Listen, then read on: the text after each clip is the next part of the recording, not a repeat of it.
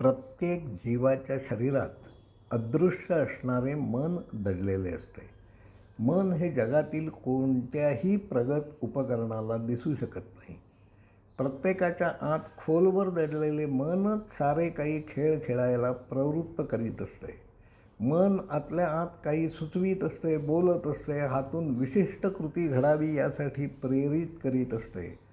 शरीर मनाच्या आज्ञा पाळत राहते. मनात चित्रे रंगवली जातात. मनाच्या पोकळीत दिवा स्वप्नांचा खेळ अव्याहत चालू असतो.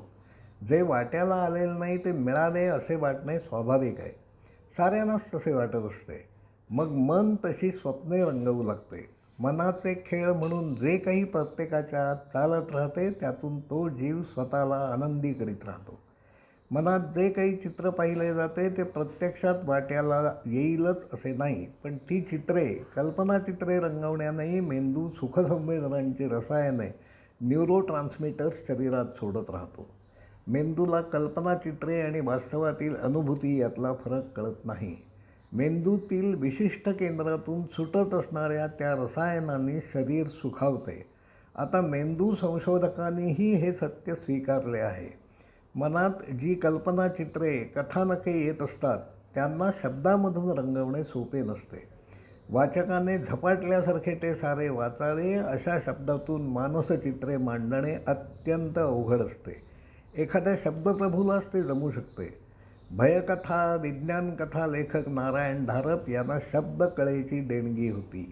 वाचकाला पकडून ठेवता येईल अशा कल्पना शब्दबद्ध करण्याची देणगी त्यांना मिळालेली होती.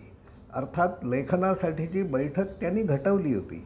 आपण जे वाचतो आहे ती काल्पनिक कथा आहे हे माहीत असूनही वाचक त्या कथेत रमेल असे चित्र ते रंगवीत असत. त्यामुळे नायक किंवा नायिकेच्या नजरेतून त्याचे जग वाचक पाहत असे.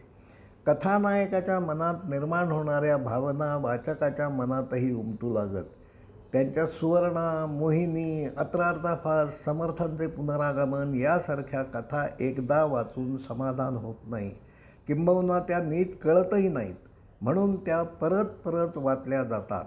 त्यांचे कथानक मनाने रंगवलेले काल्पनिक असे, पण ते ज्या पद्धतीने युक्तिवादाने मांडले जात असे त्यामुळे अज्ञात असणाऱ्या मितीत कदाचित तसे घडतही असेल असा विचार मनात येत असे.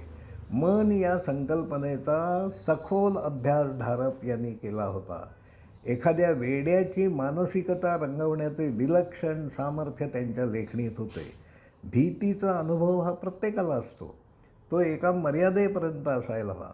ती मर्यादा ओलांडली गेली तर मनाचा तोल बिघडू शकतो, माणसाला वेडही लागू शकते.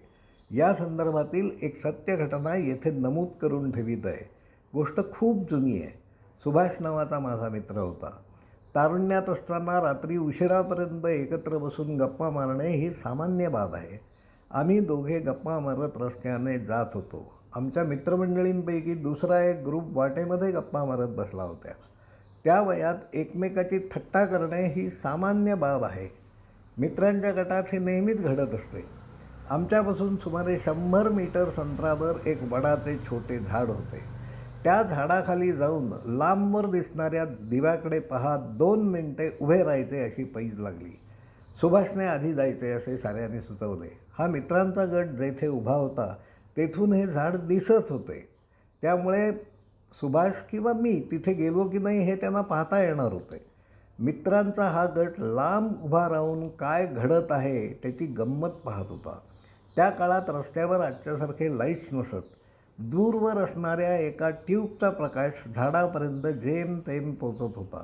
सुभाष झाडाजवळ गेला, ठरल्याप्रमाणे झाडाकडे पाठ करून उभा राहिला आणि एका मिनिटात थरथरत परत आला.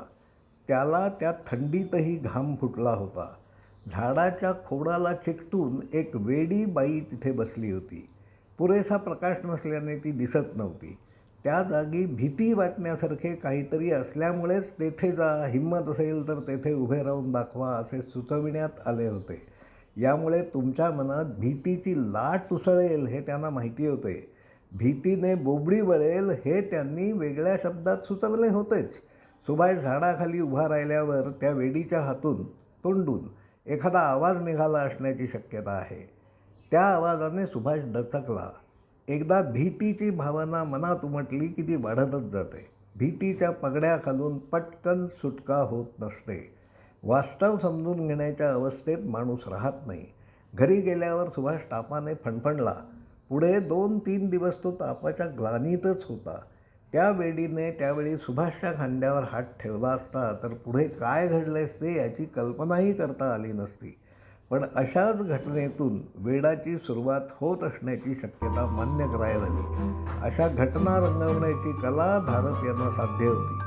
भयकथांमागची त्यांची भूमिका आणि मन नावाचे अदृश्य असणारे हार्डवेअर समजून घेण्यासाठी धारपांच्या काही कथा नीट समजून घ्यायला हव्यात. त्यासाठी एकत्र येऊन संवाद व्हायला हवा असे आपल्यालाही वाटत असेल असे मानतो. धन्यवाद.